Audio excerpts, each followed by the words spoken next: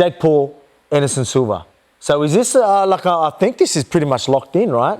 This is locked in. So that's a huge fight. Do you think? Obviously, Anderson Silva is a little bit older, but we watched him perform in his last boxing fight. So this is a real challenge for Jake, yeah?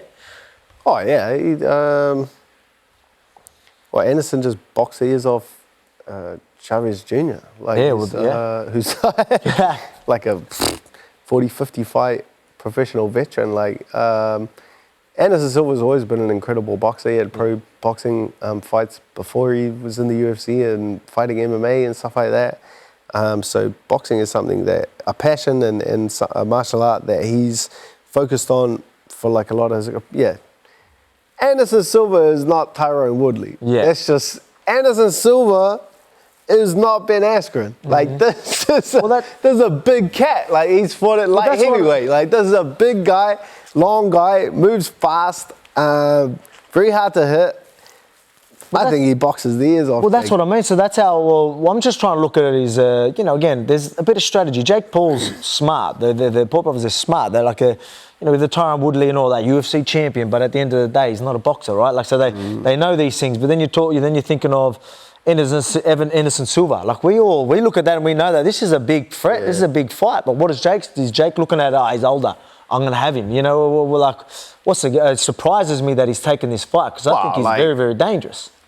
Anderson Silva's like a proven pay-per-view seller as well. He's a proven pay-per-view seller for the UFC. I know, Jake had that fight locked in with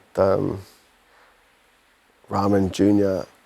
and they canned it for the whatever, ranking around with the weight thing or whatever, but it was, people were coming out and saying, you didn't sell any tickets. No tickets. Like, the fight didn't make enough sense or enough money to proceed with the fight, so they cancelled it and they pulled it. Mm-hmm. Yeah, I did hear that. Anderson Silva will sell some pay-per-views. Oh, yeah, that's a good fight. Take that to the bank. Well, we're talking about it, you know what I mean? Because that's definitely interesting. Like, again, to be honest, I don't mind watching some of Jake Paul's fights, but again, I want to know who he's fighting, like, you know what I mean, with things like that. Like, after the first one... Well, he's got the MMA community wound up. Yeah, 100%. Everyone just wants that MMA guy's got to take his head off. He knows that's freebies. He knows that if he fights an MMA fighter or targets the MMA community, they fight back. Like, everyone knows MMA Twitter is one of the most volatile spaces on the internet, and Jake Paul really capitalizes on the volatility of MMA Twitter. This is one I'll definitely tune into. I'll be honest, with the first time Woodley, I did tune in. But then the way I've got nothing against Tyron Woodley, but I was a little upset with how hesitant he is, and just sit back, and just not do nothing. It just drives me insane. And when they fought again, I'm like, I ain't watching, purely because of that, because I knew how frustrated it got me the first one. But I mean, Anderson's going to be there. He's very defensively sound. He would bait.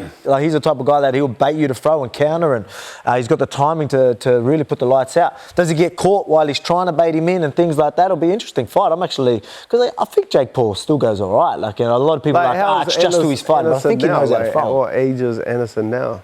It's not like he's 44 or something, 45, right? 44, probably 44, but